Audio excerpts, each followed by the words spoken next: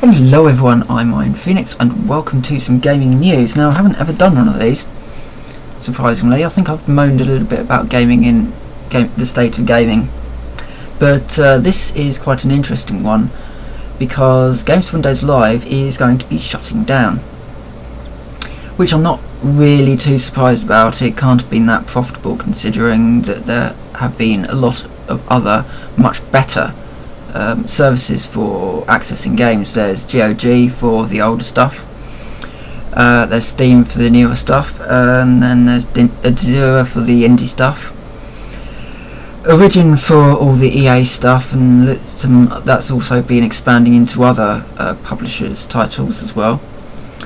And there's other little digital download services around. Ubisoft have a kind of a sub-service.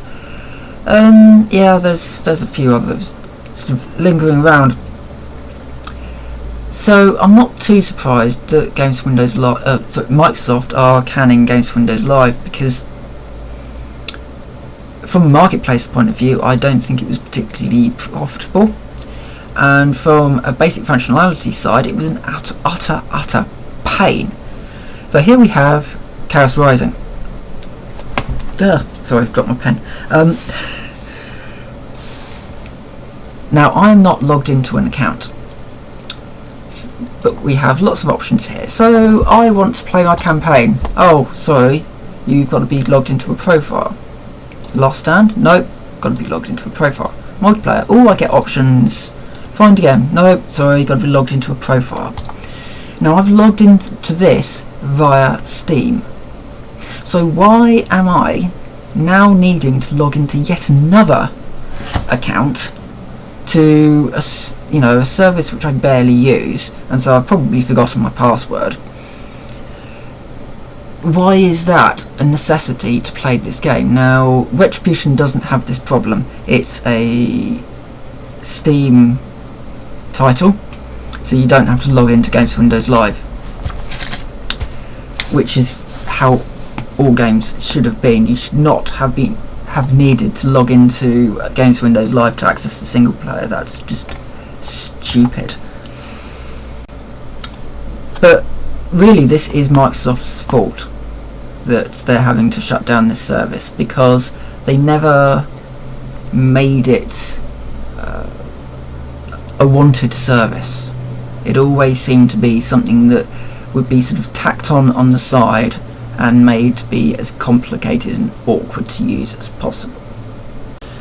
There was an issue with the UI that I used to have on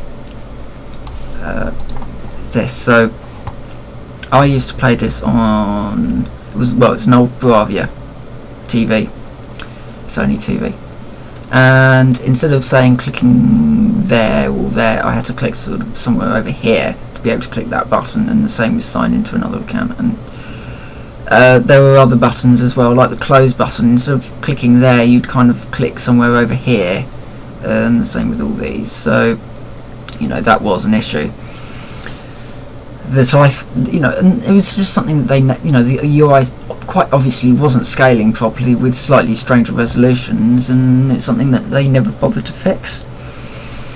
And there were other things as well. The Fallout 3 debacle with the add-ons. Every month there was a problem with there were 5 add-ons, I think, 5 DLCs, and every month a new DLC would be released, and every month there was a problem with the DLC. It was like they didn't learn from the first time, certainly didn't learn from the second time, or the third time, fourth time, or fifth time. So at least when Valve released Steam and it was a complete and utter mess, they worked on it and they made it better. Microsoft did not do that, and it's their own fault that the service didn't meet with gamers' approval, and it's their own fault that they're having to shut down this service. Which leads me on to my second problem, because it isn't the gamers' fault that Games for Windows Live is being shut down. But what happens to our games now? What happens to all these games which are currently locked to needing a Games for Windows Live profile to log in. A game like this, if they don't have a kill patch like Valve do, what happens to our games? Because I can't play Chaos Rising without an Xbox Live thingy account. The service is being shut down, so we don't have Games for Windows Live anymore. So does that mean that I'm not going to be able to play Chaos Rising anymore, or any of the other games that I have that require a Games for Windows Live login to be able to play the game? Now I know that Valve have a kill patch because they have spoken about this.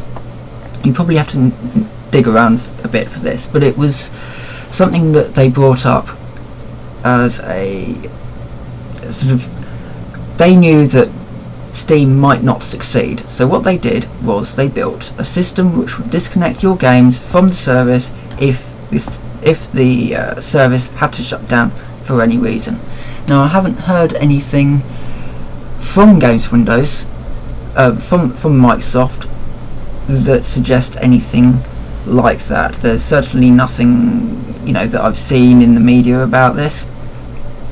Whereas Valve were quite public about this. They said, don't worry, because if the service does need to be shut down, we've got you covered. Because, they, at the end of the day, they might be a business, but they are also an independent developer that care about the people that they're selling their stuff to.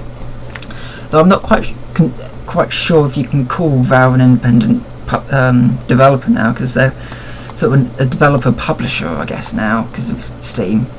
They can self-publish, but not completely sure about that. But hey, so yeah, well, that's pretty much the news that I thought I'd bring up. Really, I will say that the announcement was very briefly made, and by this I mean it popped up on something. It was on the Age of Empires Online stuff, basically saying that people were going to be able to play until the service was shut down on July the 1st, 2014. So we've got a year to go yet before it gets shut down. So that's potentially a year for Microsoft to work out how they want to disconnect these games from the service. Though after the whole Xbox One stuff, I don't know. I'm not quite sure if they will. They should. That doesn't mean they will. So that's a lot from me, really. Thanks for watching. I will see you next time.